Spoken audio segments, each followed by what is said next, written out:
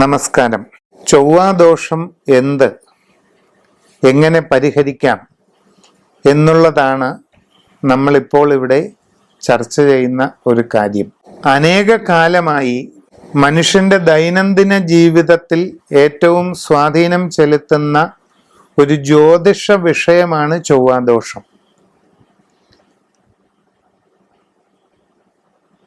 ജ്യോതിഷ വിശ്വാസികളായ ആൾക്കാരുടെ വിവാഹവേളയിൽ ഏറ്റവും അധികം ചർച്ച ചെയ്യപ്പെടുന്ന കാര്യവുമാണ് ചൊവ്വാദോഷം.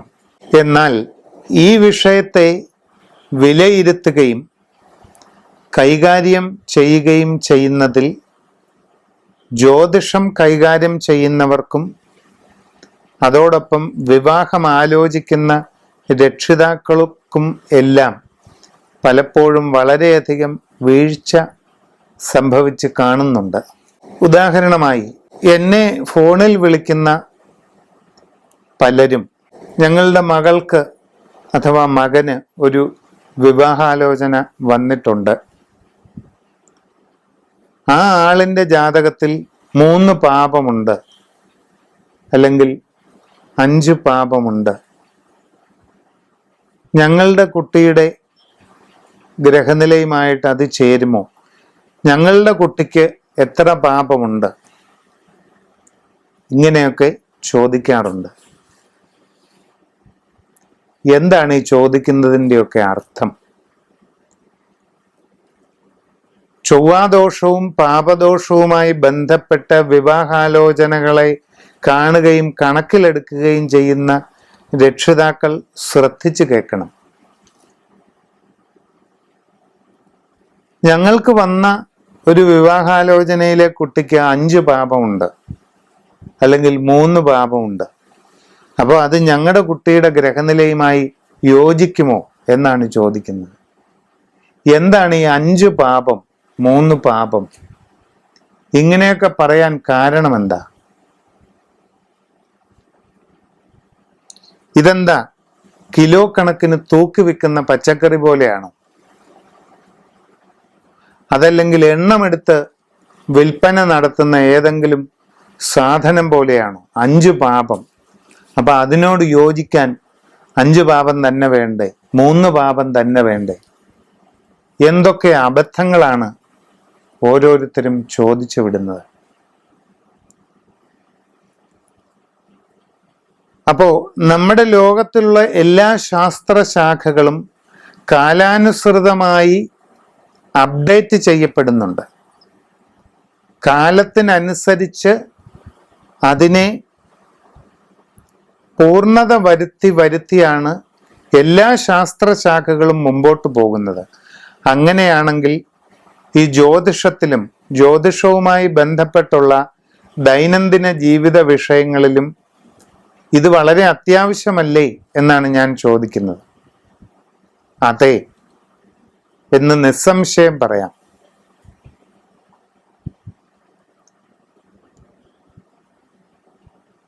ഒരു ജാതകത്തിൽ പുരുഷനെ സംബന്ധിച്ച് 7ാം ഭാവം എന്ന് പറയുന്നത്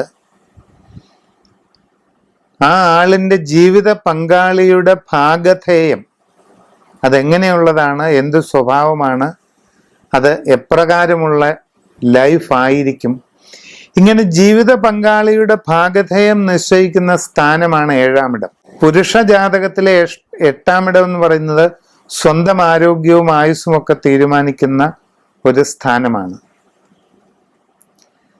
സ്ത്രീ ജാതകത്തിലെ 7ാം ഭാവത്തെ കൊണ്ട് ആ സ്ത്രീയുടെ വിവാഹ ജീവിതത്തിന്റെ സാമാന്യ സ്വഭാവം, പങ്കാളി ഏത് തരക്കാരനായിരിക്കും, എന്ത് തൊഴിൽ ചെയ്യുന്നയാളായിരിക്കും, എന്ത് സ്വഭാവക്കാരനായിരിക്കും, ഇങ്ങനെ തങ്ങളുടെ പങ്കാളിയായി വരുന്ന ആളിനെ സംബന്ധിക്കുന്ന വിഷയങ്ങൾ മുഴുവൻ ചർച്ച ചെയ്യപ്പെടുന്നതും കണക്കിലെടുക്കുന്നതും 7ാം ഭാവം കൊണ്ടാണ്. ഇനി സ്ത്രീ ജാതകത്തിലെ 8ാം കൊണ്ട് വിവാഹം ചെയ്തു വരുന്ന പങ്കാളിയുടെ ആയുസ്സും ആരോഗ്യവും ഈ സ്ത്രീയുടെ ദാമ്പത്യ ജീവിതത്തിന്റെ ദീർഘഭാവവും ചിന്തിക്കുന്നുണ്ട്. ഇത് സാമാന്യമായ ഒരു കാര്യമാണ്. ഇനി ചൊവ്വ, ശനി, രാഹു, കേതു ഈ 4 ഗ്രഹങ്ങൾ ജന്മരാശിയിലോ 7-ാം ഭാവത്തിലോ 8-ാം ഭാവത്തിലോ ഒക്കെ നിലകൊള്ളുമ്പോൾ ആ വ്യക്തിയുടെ ജീവിതത്തിൽ ചില പ്രത്യേകതകൾ അനുഭവപ്പെടുന്നു. ചൊവ്വ, ശനി, രാഹു, കേതു ഇതാണ് പ്രധാനമായിട്ട്. ഈ 4 ഗ്രഹങ്ങൾ ജാതകത്തിൽ ചില പ്രത്യേക സ്ഥാനങ്ങളിൽ വന്നു കഴിയുമ്പോൾ അവരുടെ ക്യാരക്ടർ, അവരുടെ സ്വഭാവത്തിൽ ചില പ്രത്യേകതകൾ കാണുകയാണ്. അവരുടെ പെരുമാറ്റത്തിൽ ചില പ്രത്യേകതകൾ കാണുകയാണ്. ചില കാര്യങ്ങളിൽ അവർ വളരെ തീക്ഷ്ണ സ്വഭാവം പ്രകടിപ്പിക്കുന്നു. ചില കാര്യങ്ങളിൽ അവർ മറ്റുള്ളവരോട് വളരെ തീവ്രമായി പ്രതികരിക്കുന്നു. അവർ തങ്ങളുടെ ഏറ്റവും ഇൻറ്റിമേറ്റ് ആകാൻ പോകുന്ന വ്യക്തിയുമായി, ജീവിതത്തിൽ ഏറ്റവും കൂടുതൽ ഇൻറ്റിമസി ഉണ്ടാകുന്നത് ദാമ്പത്യ ബന്ധത്തിലാണെങ്കിൽ ആ ബന്ധത്തിൽ തനിക്ക് വരുന്ന പങ്കാളിയോട് ഒരു പ്രത്യേക തരത്തിൽ പെരുമാറാനുള്ള ഒരു ടെൻഡൻസി, ഒരു പ്രവണത കാണിക്കാൻ സാധ്യതയുണ്ട്. അപ്പം ചൊവ്വായും ശനിയും രാഹുവും കേതുവും ഒരു വ്യക്തിയുടെ ഗ്രഹനിലയിൽ ചില പ്രത്യേക സ്ഥാനത്ത് വരുമ്പോൾ അവരുടെ കുടുംബജീവിതത്തിൽ സൃഷ്ടിക്കപ്പെടുന്ന ചില തീക്ഷ്ണത കൂടിയ പ്രത്യേകതരം അവസ്ഥകൾക്ക് പരിഹാരം എന്തെന്നാൽ അതിനോട് യോജിച്ചു പോകുവാൻ പര്യാപ്തമായ തരത്തിലുള്ള ഗ്രഹനിലയുള്ളവരെ വിവാഹം കഴിക്കുക എന്നുള്ളതാണ്. ഒന്നിന് മറ്റൊന്ന് പരസ്പര പൂരകമായിരിക്കണമെന്ന് ചുരുക്കം. പ്രത്യേക സ്വഭാവ വ്യത്യാസങ്ങളോടുകൂടിയ ഒരു വ്യക്തിയെ അതിനോട് പൊരുത്തപ്പെട്ടും നല്ല രീതിയിൽ അഡ്ജസ്റ്റ് ചെയ്തും പോകാൻ കഴിവുള്ള പേഴ്സണാലിറ്റിയോട് കൂടിയ മറ്റൊരാൾ വിവാഹം കഴിക്കുമ്പോൾ അത് വളരെ തന്മയത്വത്തോടെ ഭംഗിയായി ആ ദാമ്പത്യം മുമ്പോട്ട് പോകും. അതുമാത്രമാണ് പാപദോഷ പരിഹാരം കണ്ടെത്തുന്നതിന് വേണ്ടി ജാതകത്തിൽ പാപസാമ്യത എന്ന പൊരുത്തത്തിൻ്റെ പ്രാധാന്യം. ചില പ്രത്യേക സ്വഭാവങ്ങളോടുകൂടിയ ചില പ്രത്യേക അവസ്ഥകളോടുകൂടിയ വ്യക്തിയുടെ വിവാഹത്തിൽ അതിനെ ഉൾക്കൊണ്ടു പോകാൻ കഴിയുന്നവരെ കണ്ടെത്തുക, അതാണ് പാപസാമ്യത നോക്കുന്നതിൻ്റെ ഉദ്ദേശം. അപ്പോൾ 2 ഗ്രഹനിലകൾ പരസ്പരം വെച്ച് താരതമ്യം ചെയ്ത് പഠിക്കുക എന്നുള്ളതല്ലാതെ 2 പാപം 3 പാപം എന്ന് മുൻവിധിയോടുകൂടി പറയുന്നതിലൊന്നും കാര്യമായ അർത്ഥമൊന്നുമില്ല. ഇത്തരം ചിന്തകളോടുകൂടി വിവാഹ ആലോചനകളിൽ ഇടപെടുന്നത് കഴിവതും രക്ഷിതാക്കൾ അവസാനിപ്പിക്കുക.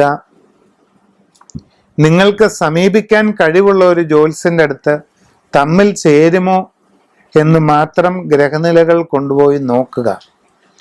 കൂടുതൽ മുൻവിധി ഈ വിവാഹ വിഷയത്തിൽ പാടില്ല. ചൊവ്വാദോഷം എന്ന് പറയുന്നത് അപരിഹാര്യമായ ഒരു വലിയ വിഷയവുമല്ല.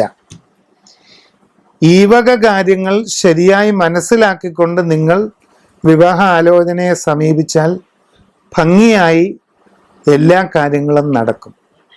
ചുരുക്കം.